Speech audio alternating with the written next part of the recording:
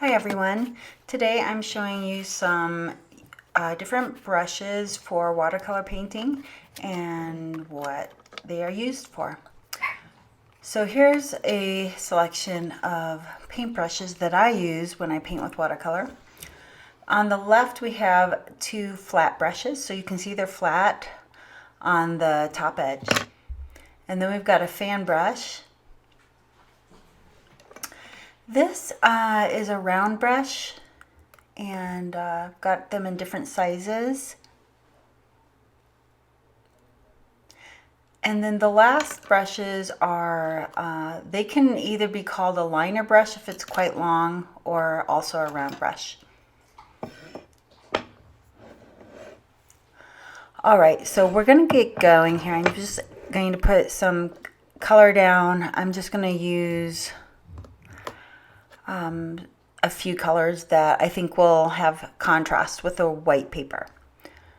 So I made this about a month ago. I recorded the video about a month ago, and so I don't remember what the paint colors are called. But you can see I've got a blue, looks like maybe a brown and a dark red, and then I do have a pale yellow. So maybe just for fun, I'm gonna try something with that.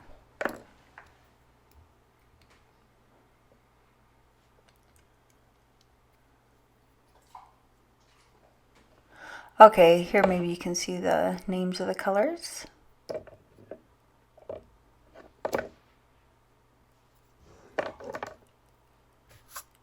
All right, so one of the first things that I would do is just a wash across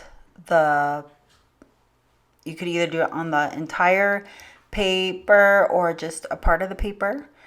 And what you want to do is try to connect the washes. So the water, if I have my paper, I don't know if you could see the top of the paper. I have it on top of a little block, and that helps the paper, because it's slanted, pull down. The gravity will help pull the water down and create a nice flow. All right, so these are some of the different things that you could use the flat brush for. So you can see it can make fat lines or thin lines if you use it on the edge.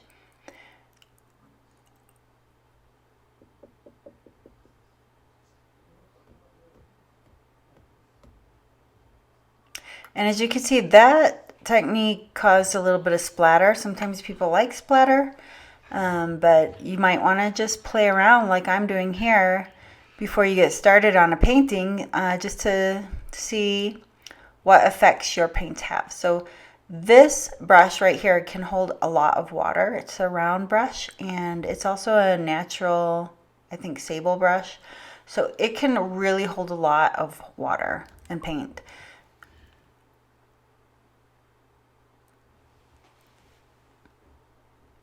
And it can do also both a fat and thick stroke. Not as thick as the flat brush usually, but it depends on the size of it.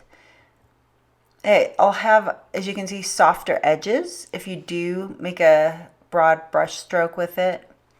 You can do some drawing with it, as you can see here, even curvy lines. Round brushes are really nice for curvy lines.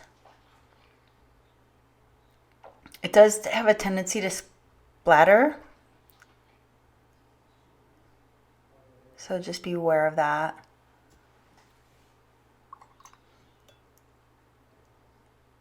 All right, here goes the yellow.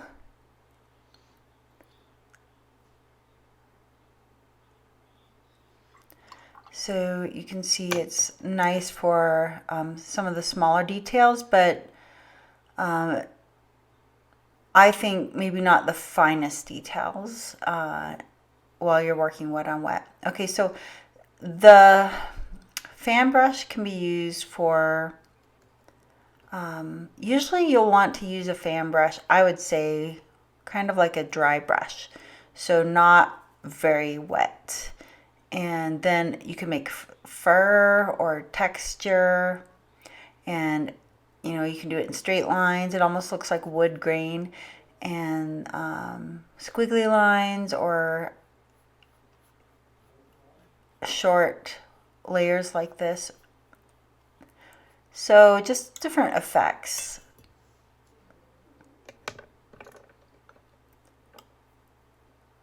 All right, so this is one of the smaller round brushes. And a liner brush is a small round brush that is a little longer, which is good for lining or like writing your name even.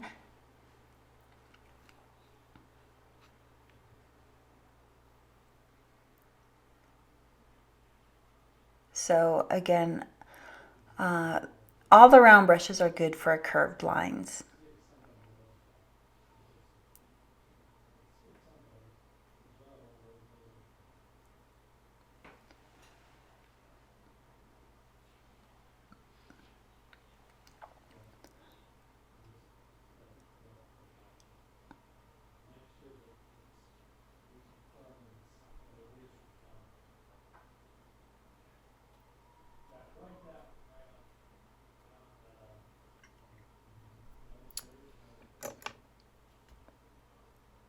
This is the kind of stubby round brush.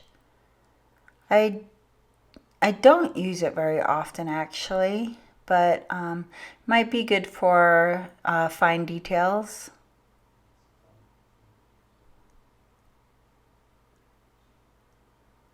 Maybe like an eye of a bird, or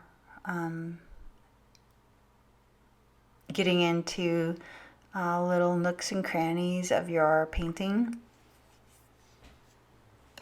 So that's it today, and hopefully this demonstration helped explain some of the different brushes that are used for watercolor painting.